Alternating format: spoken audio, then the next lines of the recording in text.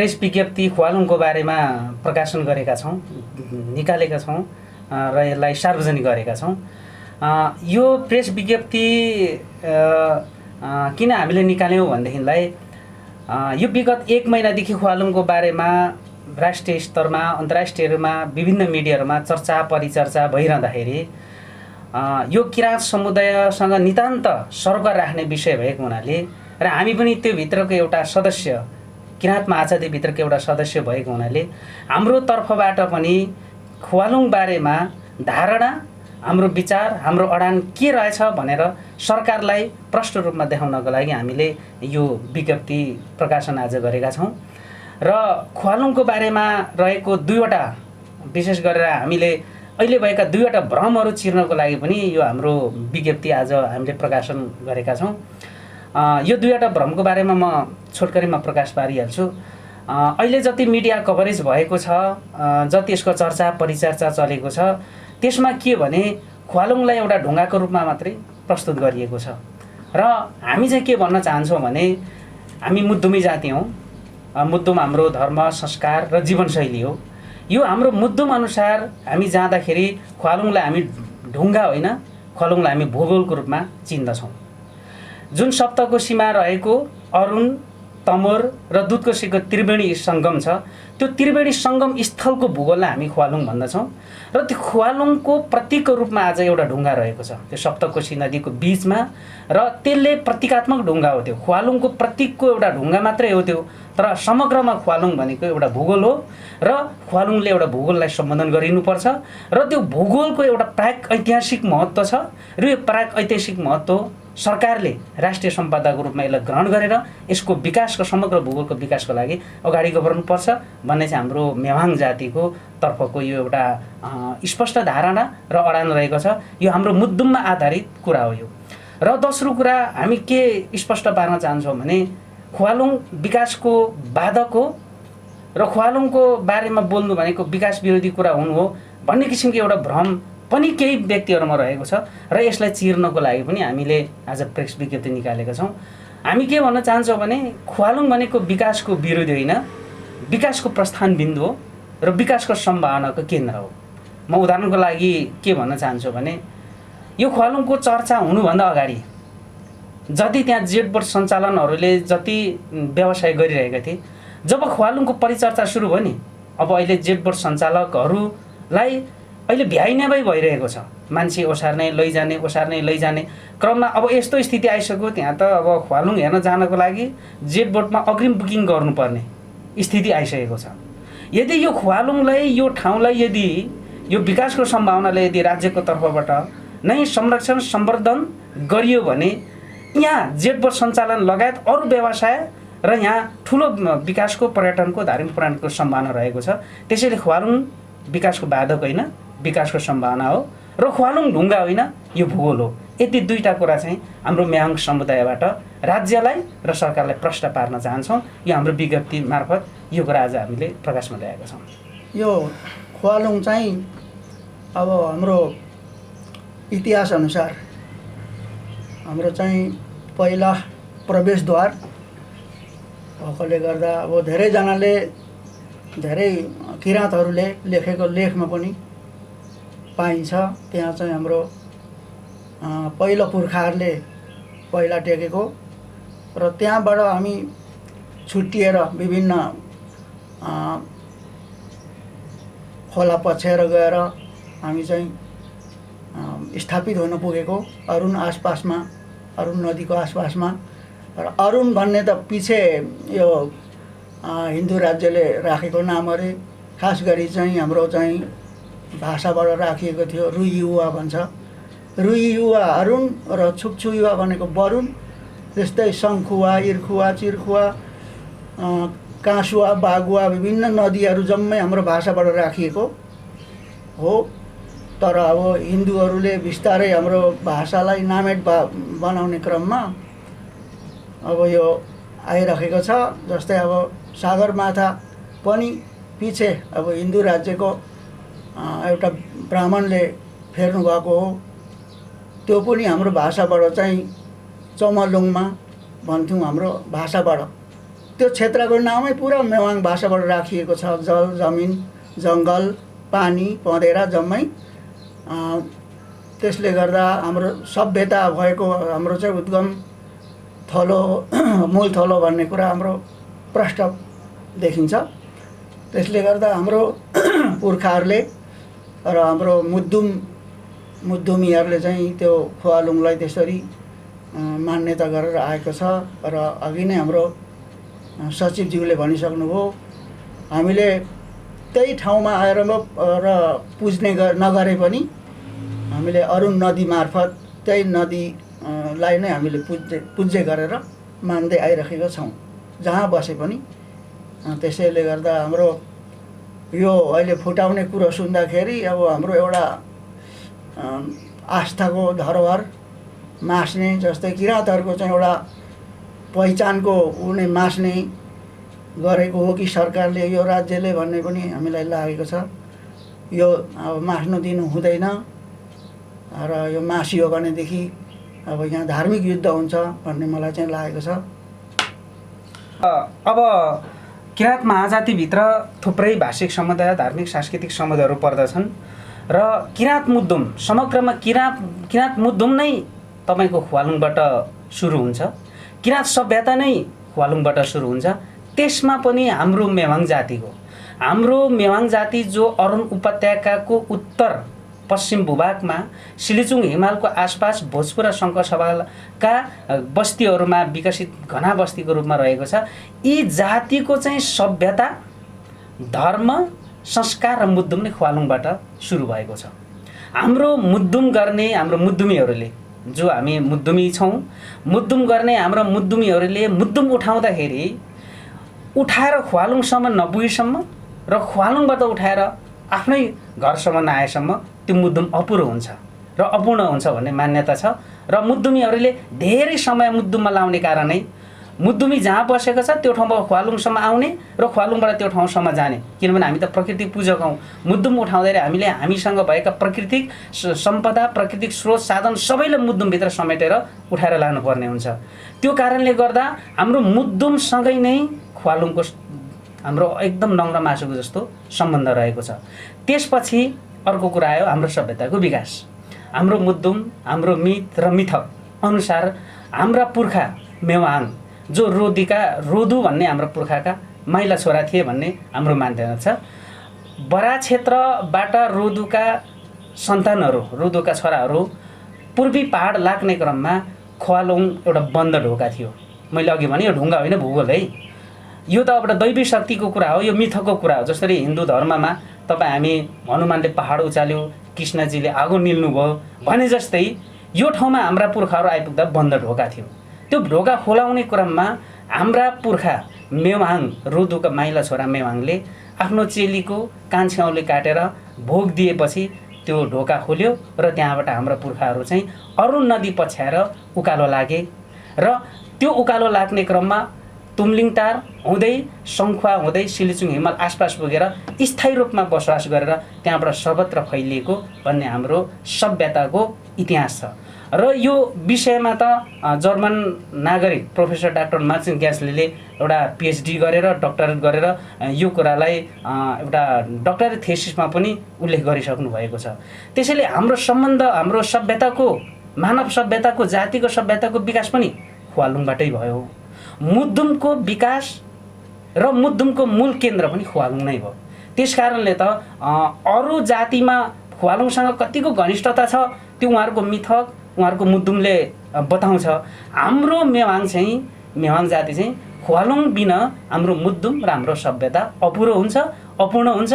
र यदि ख्वालुङको त्यहाँ अस्तित्व मेटियो भने हाम्रो सभ्यता, हाम्रो संस्कार र हाम्रो मुद्दुमको नै सभ्यता मेटिन्छ। त्यसैले हाम्रो सम्बन्ध ख्वालुङसँग ज्यादै नै नजिकको छ। हामी एक अर्थमा भन्यो भने हामी मेवाङ जाति ख्वालुङको सन्तान हौँ। हामी ख्वालुङ हाम्रो पुर्खाले टेकेको पहिलो पाइला हो, जुन हाम्रो लागि ज्यादै नै पवित्र धार्मिक स्थलको रूपमा पनि छ र एउटा शक्तिपीठ हो। हाम्रो मेवाङ जातिमा खोला पूजा गर्ने चलन छ। खोलालाई भोग दिने, खोलालाई मान्ने चलन छ।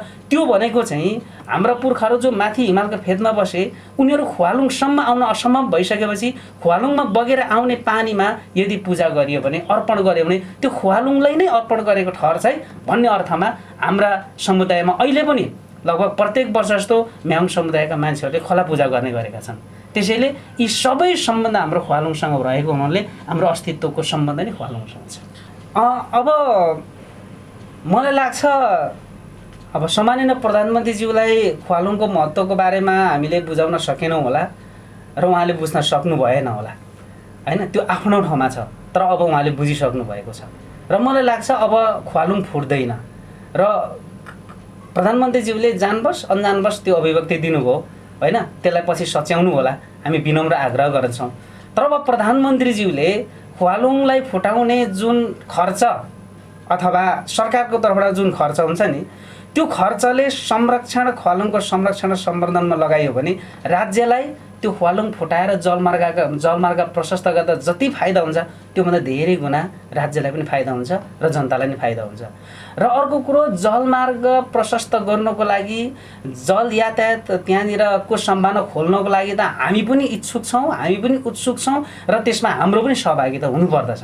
तर ख्वालुङ नै नफुटाइकन जलमार्ग त्यहाँ हुँदैन भन्ने होइन। ख्वालुङ नफुटाइकन पनि जलमार्ग त्यहाँनिर विकास गर्ने प्रशस्त सम्भावनाहरू छन्, त्यसको अध्ययन हुन जरुरी छ, त्यसको खोज हुन जरुरी छ र त्यसको विकल्पमा योजना आउन जरुरी छ।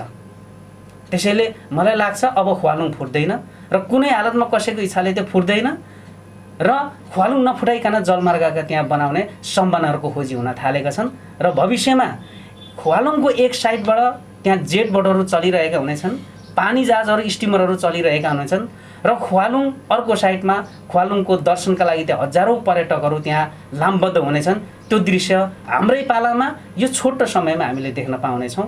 यसको लागि यो किराँत समुदाय र राज्य सरकार दुवै उत्तरदायी हुनु जरुरी छ। अब त्यो चाहिँ एउटा कल्पनाभन्दा बाहिरको कुरा अहिले हामी गरौँ है त। हाम्रो विचार, हाम्रो लाइन अथवा यहाँको जनताको आशय, इच्छा, आकाङ्क्षा त्यो फुट्दैन।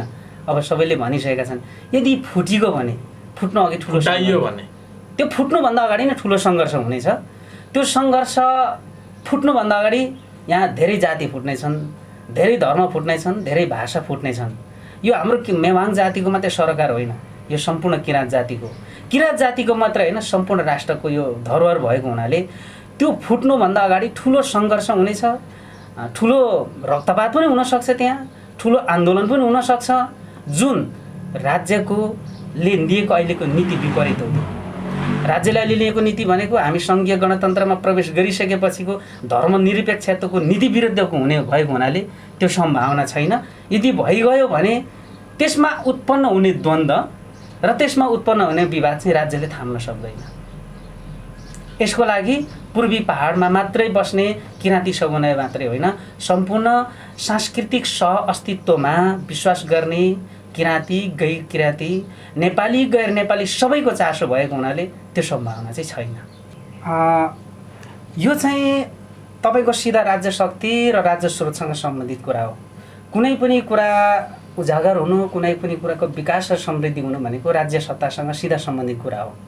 किनभने विकासको लागि जुन अर्थनीति राज्यले लिन्छ, जो प्रति लक्षित हुन्छ उसको बढी विकास हुन्छ र जो ओझेलमा परेका हुन्छन् त्यो चाहिँ विकास हुँदैन। हामीले विक्रम सम्वत 1825 ताका जति बेला पृथ्वीनारायण शाहले नेपाल एकीकरण गरे त्यो बेला किराँतीहरूले राज्य हारेको हो। किराँतीहरूले राज्य हारिसकेपछि किराँतीहरूको धर्म, आस्था, भाषा, संस्कृतिमाथि राज्यको छाया पर्न थाल्यो र राज्य स्रोतमा जो राजाहरू बसे, राज्य शक्तिमा उनीहरू हिन्दू संस्कार, हिन्दू धर्म र हिन्दू भाषिक समुदायहरूको बाहुल्यता रह्यो। त्यो राजदरबारभित्र मात्रै होइन, राजदरबारले शासन गर्ने विभिन्न निकायहरूमा सबै हिन्दूकरण हुँदै हुँदै जाँदाखेरि किराँतीहरूको धर्म, संस्कार, आस्थाप्रति पनि हिन्दूकरण हुन सुरु भयो। यसै सिलसिलामा ख्वालुङ चाहिँ पछि पर्यो। ख्वालुङबाट नजिकै रहेको बराह क्षेत्रको स्थिति अहिले के छ, जो हिन्दू धर्ममा बाट एउटा आस्थाको प्रतीक हो, त्यो हामी पनि मान्छौँ।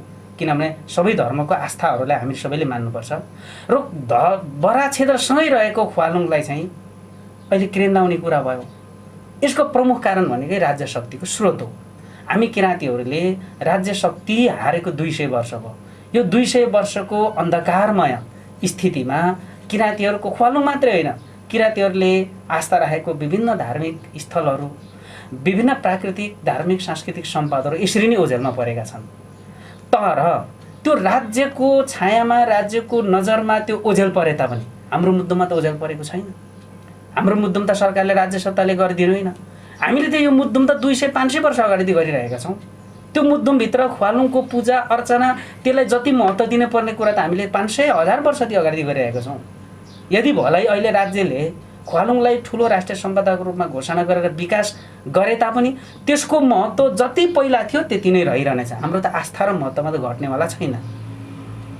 र यही कारणले गर्दा ख्वालुङ अहिलेसम्म त्यो अन्धकारभित्र, अँध्यारोभित्र बस्नु परेको हो। यो सबै दोष चाहिँ कहाँ जान्छ त भन्दा राज्य शक्तिमा जान्छ। दोस्रो दोष कहाँ जान्छ भन्दा किराँती समुदायमा जान्छ। किराँती समुदाय पनि के पो त भन्दा राज्य सत्ताको वरिपरि घुम्न थाले। किनभने राज्य सत्ताले जे दिन्छ त्यो टिपेर खाने हो अनि त्यहाँ अलिकति फाइदाको विषय छ, त्यहाँ अलिकति तपाईँको एडभान्टेज लिने कुराहरू छ। त्यो राज्य शक्तिको वरिपरि घुमिरहँदाखेरि आफ्नो धर्म संस्कृतिहरू भुल्दै जाने जुन हाम्रो कमजोरीपन छ, यो कमजोरीपनको कारणले पनि ख्वालुङ चाहिँ तपाईँको पछि पर्दै आइरहेको छ। यो हामीभित्र, मेवाङ जातिभित्रमै छैन, अरू सम्पूर्ण किराँती जातिहरूभित्र यो समस्या रहेको छ। तर अब चाहिँ के हो भने राज्य शक्तिको स्रोत बाँडफाँड भएको छ।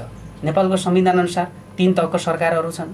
माथिल्लो तहको सरकारले भेटेन त बिचको सरकारले भेट्नुपर्छ, बिचको सरकारले भेटेन त तपाईँको तल्लो तहको सरकारले भेट्नुपर्छ। तर दुःखको कुरा के भयो भने माथिल्लो तहको सरकारमा त अहिले प्रधानमन्त्री केपी शर्मा ओली हुनुहुन्छ होइन, उहाँ किराँती समुदायभन्दा फाल्टो पर्नु हो। तर बिचको सरकार छ नि, पद्म सरकार, हाम्रो मुख्यमन्त्री त शेरधन राई हुनुहुन्छ। मलाई कतिखेर दुःख लाग्यो भने जति बेला चाहिँ ख्वालुङको बारेमा चर्चा भयो, विरोध सुरु भयो, त्यति बेला शेरधन राई हाम्रो मुख्यमन्त्रीबाट नै ख्वालुङको बारेमा आफूलाई त्यति ठुलो ज्ञान नभएको र यस विषयमा आफूले त्यति नजानेको भन्ने किसिमको अभिव्यक्ति सञ्चार माध्यममा आउँदा बडो हामीलाई दुःख लाग्यो। एउटा किराँती समुदायको मुख्यमन्त्री हामी पायौँ भनेर जति गौरव गऱ्यौँ नि, त्यो बेला चाहिँ हामीले चाहिँ पश्चाताप गर्नुपर्ने स्थिति नै आयो।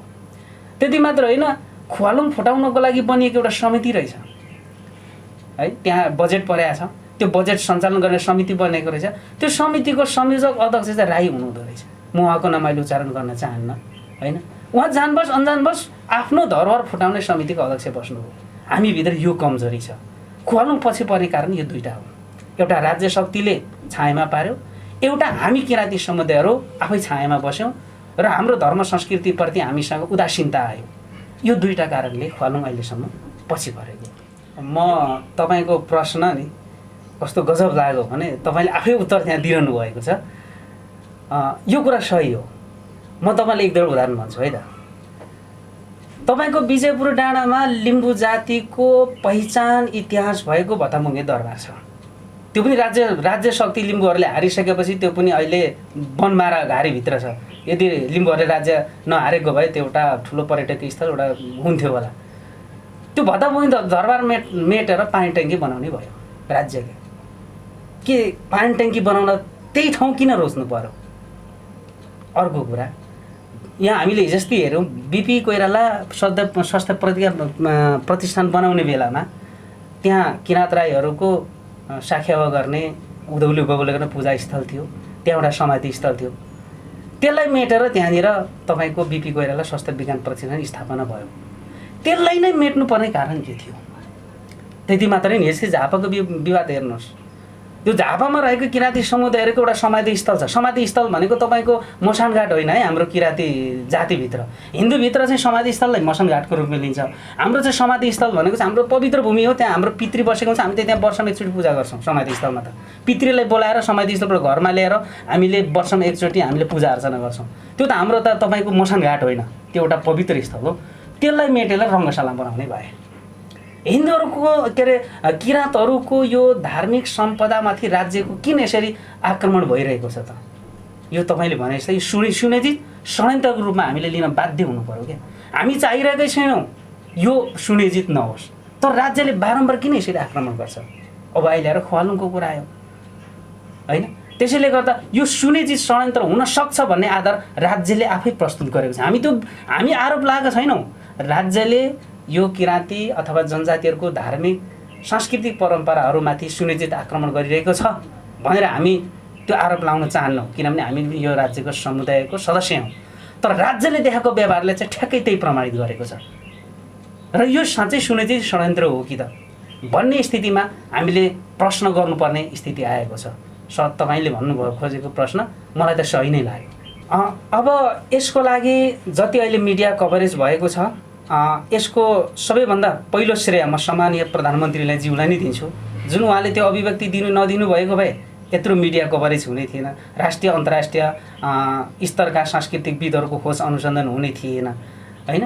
त्यसपछि दोस्रो श्रेय म कसलाई दिन्छु भने हाम्रा राजन मुकारम, साहित्यका राजन मुकारम जो अब मदन पुरस्कार विजेता पनि हुनुहुन्छ र हाम्रा अहिलेका अभिनेता चर्चित अभिनेता दयाङ राई, उहाँहरूले एउटा अभियान चलाउनु हो, त्यसले गर्दा अहिले यो चर्चामा आयो र सबैको एउटा कभरेज यसले अहिलेको यो पूर्वी पहाड तताउने एउटा हटकेक जस्तो भइरहेको छ।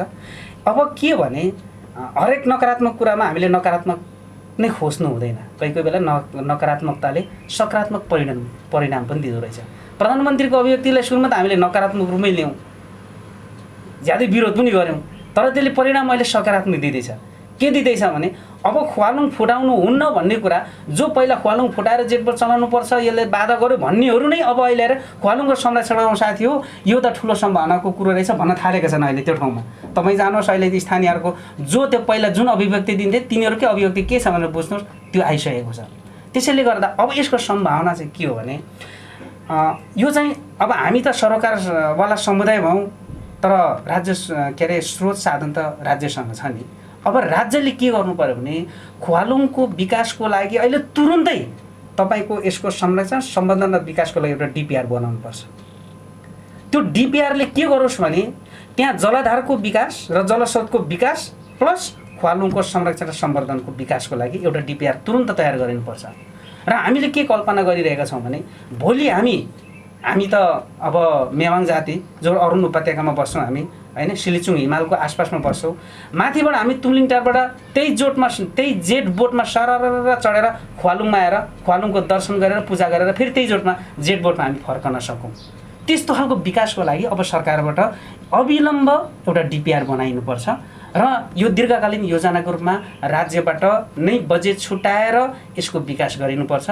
र मैले ख्वालुङलाई के देखेको छु भने अब यो कोशी जलाधार क्षेत्रमा बरा क्षेत्र, चतरा र सप्तकोशी पछि अहिले नयाँ बनिने एउटा पर्यटकीय स्थल, धार्मिक सम्पदा र एउटा राष्ट्रिय सम्पदाको विकासको सम्भावना देखेको छु र यो सम्भावनालाई राज्यले चाँडोभन्दा चाँडो यसलाई विकास गर्न सक्यो भने राज्य तथा समुदाय सबैको उन्नतिको भविष्य देखेको छु मैले चाहिँ। त्यो त हामी एउटा किराँती समुदायभित्रको एउटा हामी भिन्न समुदाय भए तापनि यो हाम्रो मात्रै चासोको विषय होइन, यो सम्पूर्ण किराँती समुदायको विषय हो। अघि हामीले भने तम्बुर पछ्याएर जाने लिम्बुवाङ, अरुण पछ्याएर जाने मेवाङ, दुधकोशी सुनकोशी पछ्याएर जाने खम्बाङका शाखा सन्तानका रूपमा रहेका यी 9 लाख किराँतीहरूको साझा विषयको कुरा हो। त्यसैले हामी त यो ख्वालुङको संरक्षण सम्वर्धन गर्ने कुरामा जति पनि सङ्घ संस्था, भाषिक समुदाय, जातीय धार्मिक समुदाय अथवा अभियानकर्ता सबैसँग यसमा कसरी हुन्छ हातेमालो गरेर यसमा हामी अगाडि बढ्न तयार छौँ। र अब यो विषयमा चासो भएका र अहिले 1 महिनाभित्रमा जति पनि समुदायहरू यसमा उठ्नु भएको छ उहाँहरूसँग हाम्रो एकदम हातेमालो हुने क्रम जारी छ। किराँत मेवाङ एउटा छुट्टै भाषा, संस्कार, संस्कृति भएको एउटा जाति हो। तर हामीले अब बिचमा राई लेख्न बाध्य भयौँ। राई चाहिँ पहिला पद हो, पगरी हो भनेर भन्दै आएका छौँ। कतिपयले जात हो भन्छ, तर अहिले पनि राई भन्नु बित्तिकै कुन राई भनेर फेरि अनि मेवाङ, कुलुङ, थुलुङ भनिरहनु पर्ने अवस्था छ। तर यो चाहिँ सरकारले जबरजस्ती हामीलाई राईकरण गरेको हो। त्यसले गर्दा हामी अहिले राईमा हाम्रो नागरिकताहरू छ। अनि त्यसैले हामी सूचीकृत हुनु राष्ट्रकोमा चाहिँ सूचीकृत हुन पहल गर्ने क्रममा राई नहटाइकन नहुने भयो, हाम्रो सूचीकृत नहुने भयो। त्यसले गर्दा राई भन्ने शब्द हटाएर हामीले संस्था दर्ता गर्नु बाध्य भयौँ र यो दर्ता भएको करिब 2 वर्ष हुन लागेको छ र हाम्रो अभियान अब जन्मेको बच्चाहरूलाई पनि जन्म दर्तामा नै राई लेखाउने, राई नलेखाउने, मेवाङ लेखाउने, अनि मेवाङभित्रको पाछा थर हुन्छ हाम्रो, थर लेखाउने। नाम थर भनेपछि नामको पछाडि थर अनि जात हुन्छ, जो त्यसैले गर्दा अब त्यो लेखाउने भनेर अभियान चलाएको छौँ। र अब राई चाहिँ एउटा किराँत राई आयोखा भन्ने एउटा संस्था छ। त्यो संस्था चाहिँ राईको नामबाट चलिरहेको छ। त्यो संस्थाबाट हाम्रो जातीय उत्थानको लागि कुनै पहल भएन। राईहरूको एकलौटी उत्थान गर्ने उहाँहरूले काम गर्नुभयो। त्यसले गर्दा हामीले हाम्रो चाहिँ पहिचान बचाउनु अथवा हाम्रो भाषा, संस्कार, संस्कृति बचाउनुको लागि राई शब्द हटाएर हामी अघि बढेका छौँ। र आउँदो जनगणनामा हामीले सबैजनाले मेवाङ र आफ्नो थर लेखौँ, पासा लेखौँ। मेवाङभित्रको पासा छ मोहरी, लाङछवा, युम्पाङ, टेम्मोरा, लुम्लुमा, यस्तै पाछाहरू छ त्यो मेवाङभित्र। मेवाङ र आफ्नो थर पाछा लेखौँ भन्ने हामीले देशव्यापी रूपमा त्यो हाम्रो अपिल अथवा आह्वान गरेका छौँ र आह्वान गर्ने हाम्रो कार्यक्रम छ, जारी छ।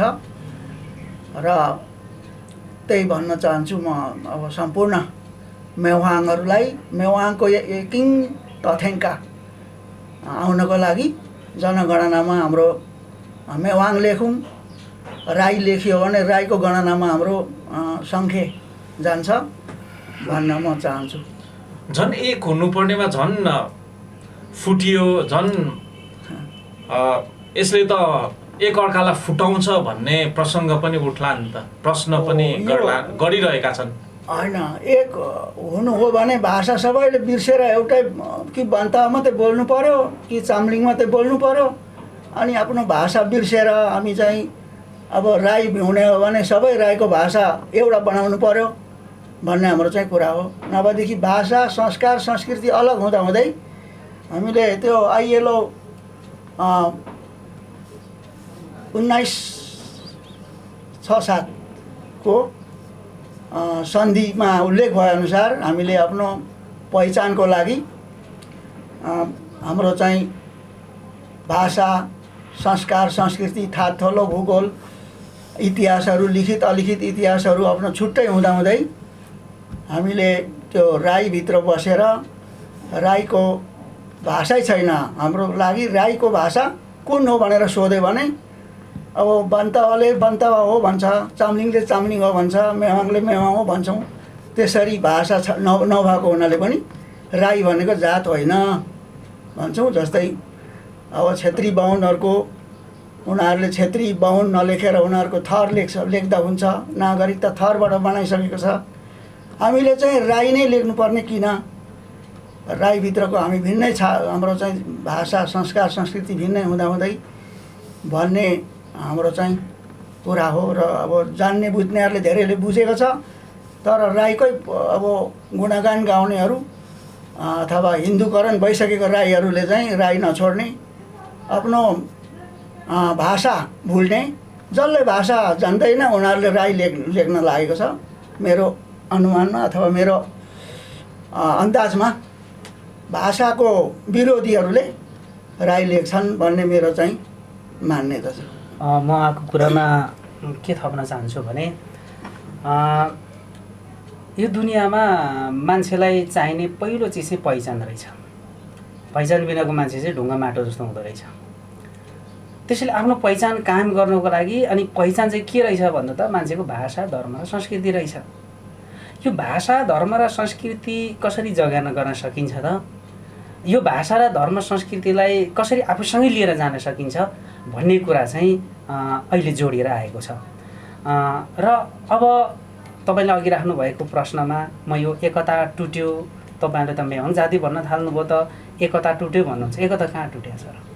हामी किराँत जाति हो, हामी के किराँत भन्दा अर्को जाति भनेको छ र? राई भन्दा चाहिँ एकता हुने, किराँत भन्दा चाहिँ एकता नहुने हुन्छ? राई भन्दा माथि किराँत छ कि किराँत भन्दा माथि राई छ? होइन, हामी त यलम्बरको सन्तान हौ। यलम्बर त राई त भएर आएको है, यलम्बर त किराँती राजा भनेर चाहिँ अहिले तपाईँको यो तपाईँको महाभारतकालीन स्थितिबाट उत्पत्ति भएर आएको हाम्रो जाति भनेको। त्यसैले किराँती राजा यलम्बरको यदि सन्तान हौ भने हामी त्यो किराँतभित्र हामी एकतामा छौँ। तर बिचमा षड्यन्त्र के भयो भने हामीलाई तपाईँको किराँती भन्दा नचिन्ने, मतवाली भन्दा चिन्ने। फेरि हेर्नुहोस् है, यहाँ अप्ठ्यारो कुरो नि। त्यो मतवाली भनेको त के हो त, मत खाने, मात्ने, त्यो नेगेटिभिटीमा बढी हामीले परिचित गराइयो। अनि त्यसो गर्दा हाम्रो जुन जाति नै बिर्स्यौँ कि हामीले। हाम्रो जाति के थियो त? किराँत जाति थियो। यो किराँत भनेको महाजाति हो। अब महाजातिभित्र अब तपाईँले कि त सरकारले 2058 सालमा यो सूचीकरण नै नगर्नु पर्थ्यो। सूचीकरण किन गरियो भन्दा त जात जाति जनजातिको पहिचानलाई राज्यले मान्यता दिनको लागि चाहिँ सूचीकरण गरियो। सूचीकरण गर्ने कुरामा राज्यले एउटा आधार तयार गर्यो, जसको भाषा छ, जसको संस्कार छ, जसको इतिहास छ, जसको परम्परा छ र जसको धर्म छ। ती कुराहरू एउटा जनजातिको रूपमा परिभाषित गरौँ। हामी त्योभित्र पऱ्यौँ। हामी त्योभित्र पर्दै पनि भयो चाहिँ के भनेदेखिलाई चाहिँ हामी जो पूर्वी पहाडको माझ किराँतमा बस्ने जो किराँतीहरू छन् उनीहरूलाई चाहिँ समग्र राई जातिमा हामीलाई परिभाषित गरियो। राई जातिभित्र परिभाषित हुँदाखेरि राईको भाषा के भन्ने प्रश्न आयो। राई भनेको बहुभाषिक जाति हो भनेर पनि त्यसलाई अर्थ्याएर लगे होइन। एउटै जातिभित्र विभिन्न भाषा बोलिन्छ भने त्यो कसरी जाति भयो? त्यसो त जातिको परिभाषै भएन। त्यसैले गर्दाखेरि के भयो त भन्दा हाम्रो आफ्नो भाषा छ, हाम्रो आफ्नो धर्म छ, हाम्रो आफ्नै परम्परा र संस्कार छ। त्यसको संरक्षण संवर्धन गरेर पहिचान कायम गर्नको लागि मेहङ जातिको पहिचान हुनु जरुरी भयो। यसै क्रममा हाम्रो किराँत मेहङ याखम्माको स्थापना पनि भएको हो। र अहिले के भयो भन्दाखेरि हामी राज्यको नजरमा हामी एउटा अल्पसङ्ख्यक जाति र अल्पभाषिक समुदायको रूपमा अहिले हामी सूचीकृत भइसकेका छौँ। राज्यले मेहङ जाति भनेर चिनिसकेको छ। 68 सालको जनगणना हेर्नुहोस्, 72 सालको भाषा आयोगको प्रतिवेदन हेर्नुहोस्, हामी त्योभित्र समेटिसकेका छौँ। अब रह्यो कुरा के भने तपाईँको किराँती समुदायभित्र भएका विभिन्न जातिहरू बिचको एकता र विभाजनको कुरा आयो नि। हामीलाई एकता गर्ने आधार भनेकै किराँत हो। हामी किराँतभित्र हामी एकता हुनु पर्दछ।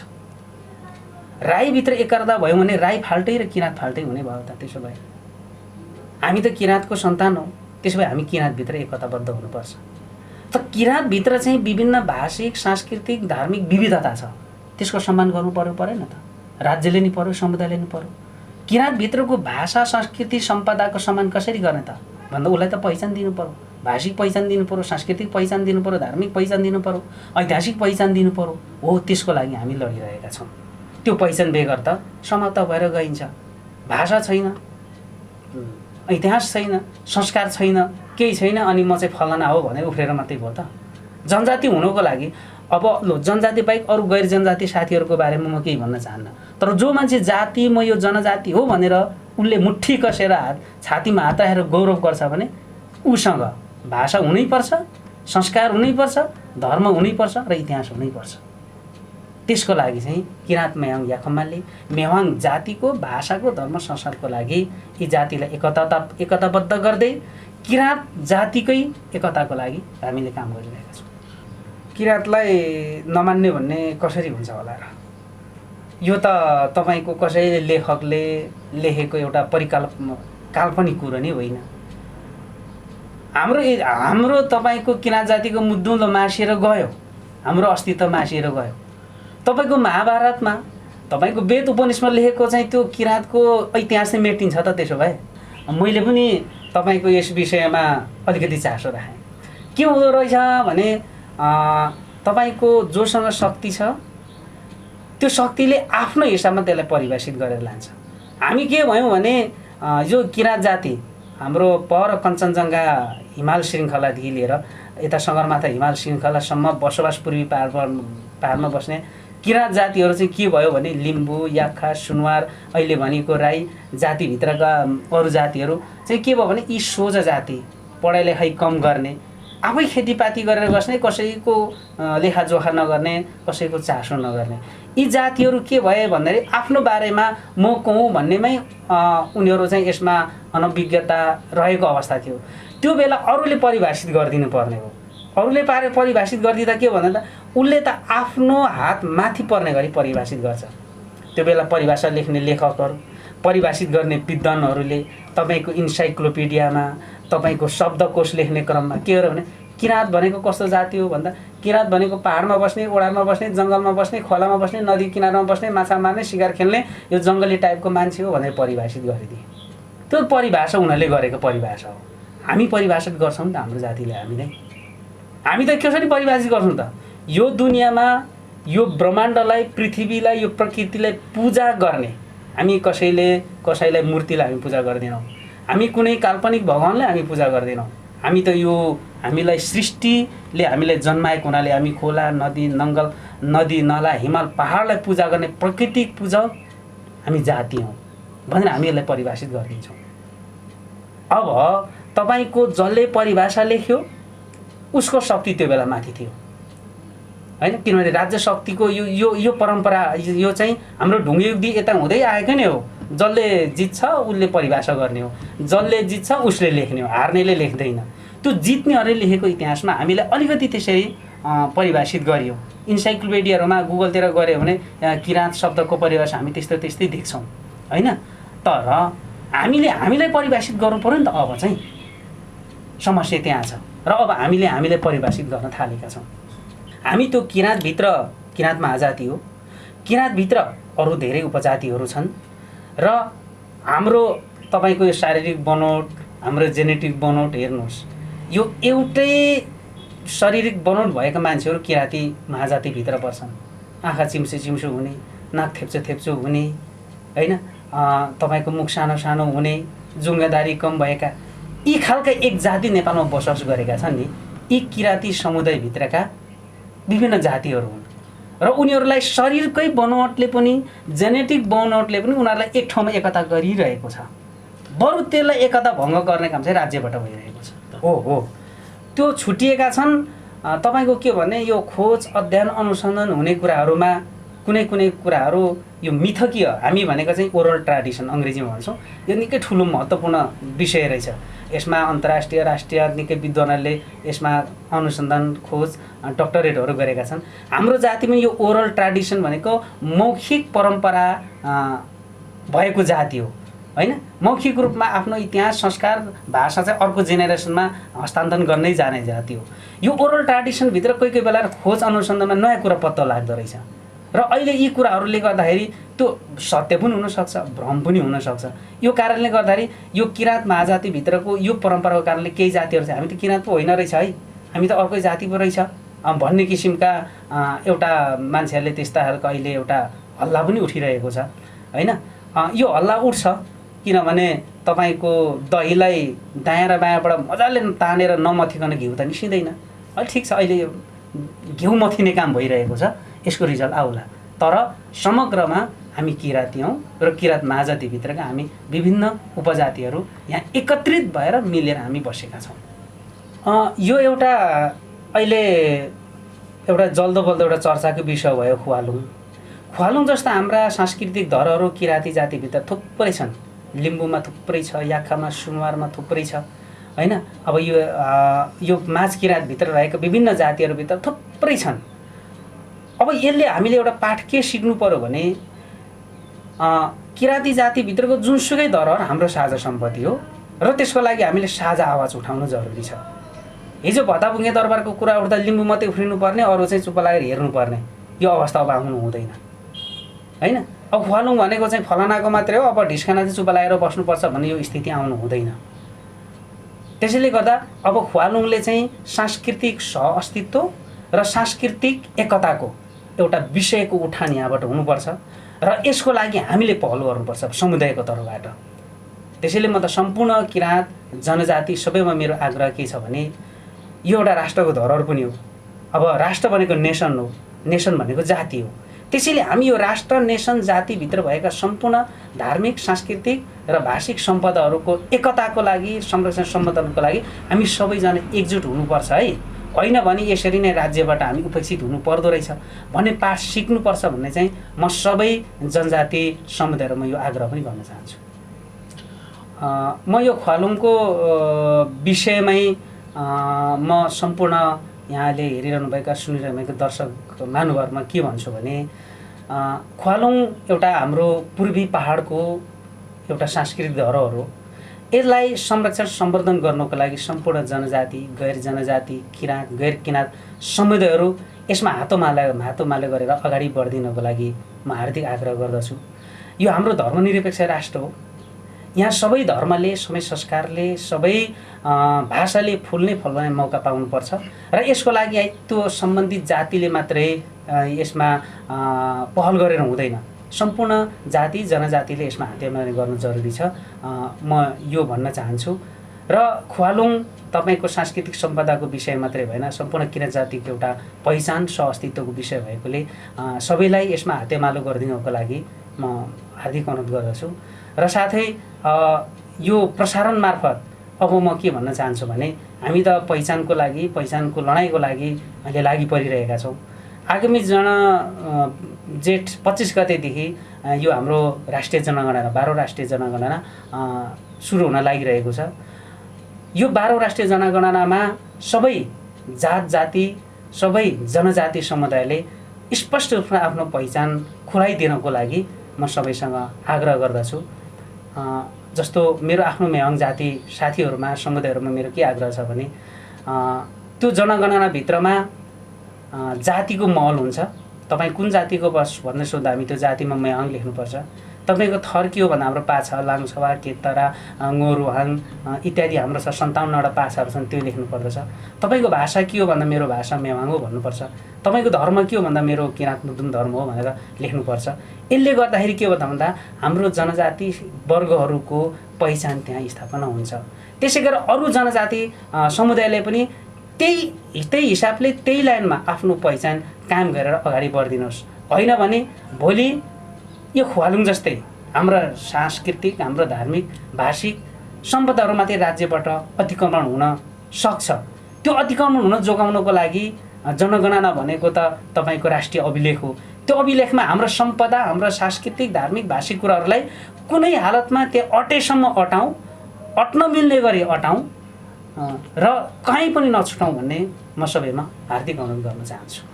सम्पूर्ण दर्शक महानुभावहरूलाई अब तपाईँ मार्फत प्रसारण गरिदिनु भयो, हाम्रो अन्तर्वार्ता लिइदिनु भयो। यसमा अब यो रेडियो धारण लाई मार्फत तपाईँहरूलाई धन्यवाद दिँदै अब सबैले हाम्रो अपिल पढिदिनु होला र यसलाई व्यापक रूपमा प्रचार प्रसार गरिदिनु होला भन्न चाहन्छु। मेरो भनाइ त्यति नै हो। हस्, नमस्कार। तपाईँले पनि यो तपाईँको लोकप्रिय मिडिया मार्फत अहिलेको चर्चित यो विषय ख्वालुङ बारेमा हाम्रो आफ्नो धारणा राख्न र हाम्रो यो जातीय पहिचानको विषयहरू राख्ने एउटा समय र प्लेटफर्म दिनुभएकोमा हाम्रो संस्था किराँत मेवाङ याखम्बको तर्फबाट तपाईँको मिडियाप्रति हामी हार्दिक आभार व्यक्त गर्न चाहन्छौँ।